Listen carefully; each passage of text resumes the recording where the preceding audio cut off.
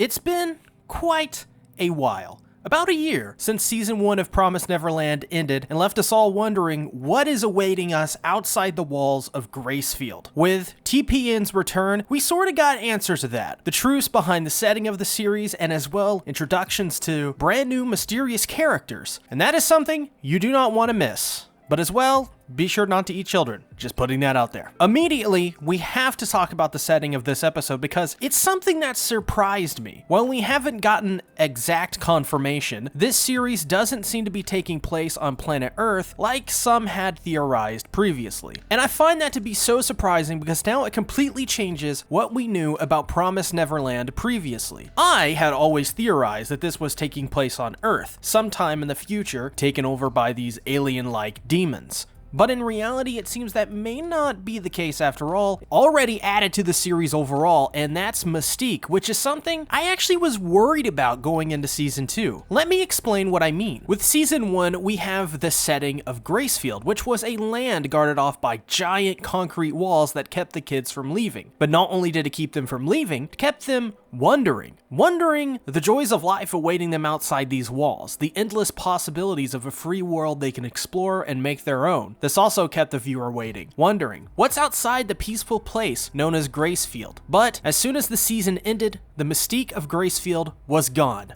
And the outside world, while still left unknown, provided a new challenge. How do you keep the thriller and drama elements of what made Season 1 so good and carry them over into Season 2? Well, just have it be set on another planet entirely. My theory is that this isn't planet Earth, and if it is, then this Earth has undergone some unique changes. By having your setting be something new and filled with surprises around every corner, brings back some of those missing elements from Season 1, but as well gives your protagonist, as my cat is in the background making tons of noises, but as well gives our protagonists new challenges that awaits them. Some that can be seen as life-threatening, as what we saw in this episode, but also challenges as simple as solving the issue of lighting with these neat looking lanterns that carry some kind of plant that can produce light as my cat sneezes. While speaking of that lantern, the little things in this episode in the background and forefront, like the insect, dragonfly-like creatures as they fly past seemingly so peacefully. At one point, the children even go to look at some plants, and this is a prime example of the story telling us that this world is so much different than the one we thought we were going to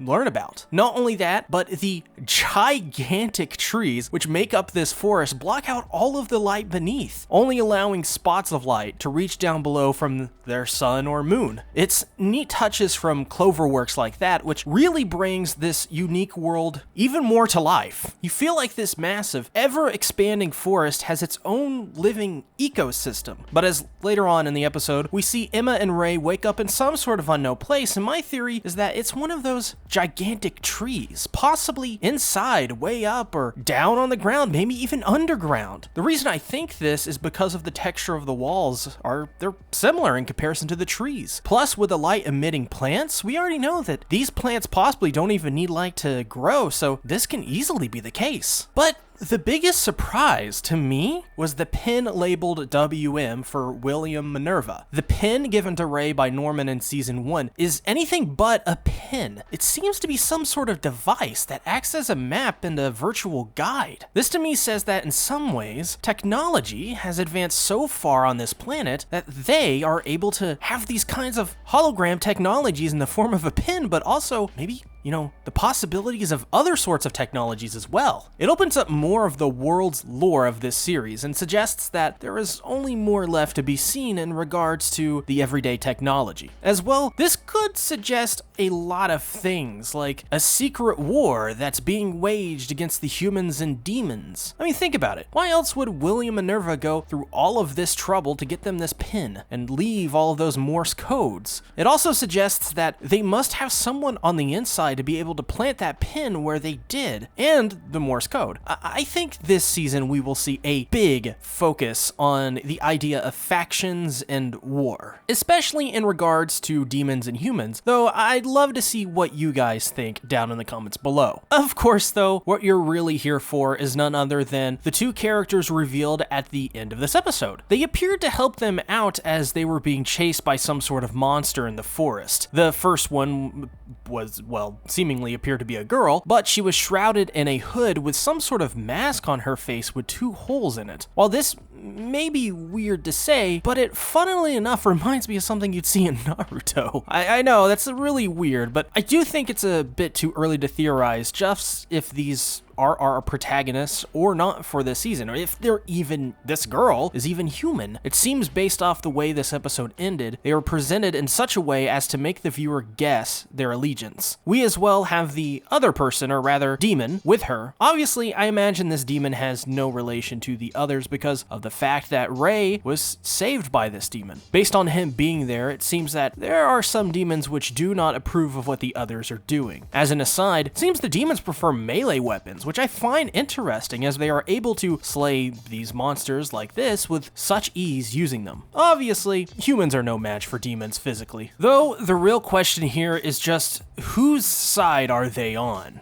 Based on the way Ray and Emma woke up, I would think that these 2 figures are not trying to get on their bad side. They clearly rebandaged both Ray and Emma's ears, gave them something like a bell to call them, a light, bedding, and left them in rooms that they could just as easily walk out of on their own. Another interesting note from all of this, though, is this hooded girl doesn't have the tattoos the other children have. This means that she never went through the system those children have, as we'll see later on. There's a good reason for that. Plus, being in somewhat close proximity to the farms, I wonder if this is the first time they've come into contact with children just like this, or if it's not the first time. If so, I wonder if there are more people like them with them. But also, why did this demon in particular decide to join her? It's obvious that, at least from first appearance, she doesn't obtain some extraordinary power, so this is maybe her protection, so to speak? But even so, this girl's bottom half doesn't seem exactly human. She may also be a demon as well, so I mean, hey, if you're into that, if you're into those feetsies, then go ahead. That's a little weird, but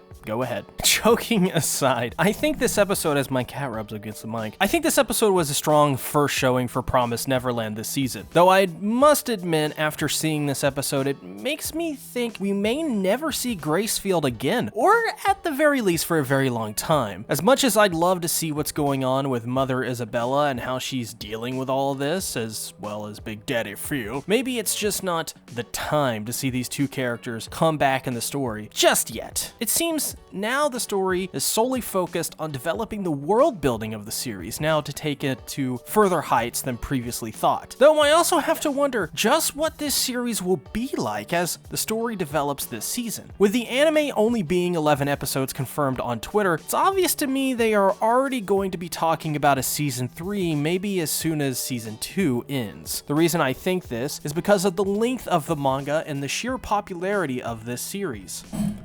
As my cat bumps into everything. Jesus, kitty. Also, good on them for not elongating this series to get it to a standard airing length. I love it when shows stay for the amount of time it deserves, and I find it very refreshing that such a massive series and franchise like The Promised Neverland is taking a more reserved approach and letting things play out in a quicker but more natural fashion. Though this is a take I'd like to hear you guys comment on, as well as your take on the first episode. Most people seem to be very receptive, so I'd just love to see what you guys think, but don't leave just yet, because I am hosting a weekly podcast on Promised Neverland every Friday with Rising Sun reviews live on his channel. We did this for season 1, and I'm so excited to be covering this series weekly with him. I'm so happy he invited me back on. As well, we will be covering this weekly on my channel on the King of Anime podcast every Monday at 8 p.m. EST,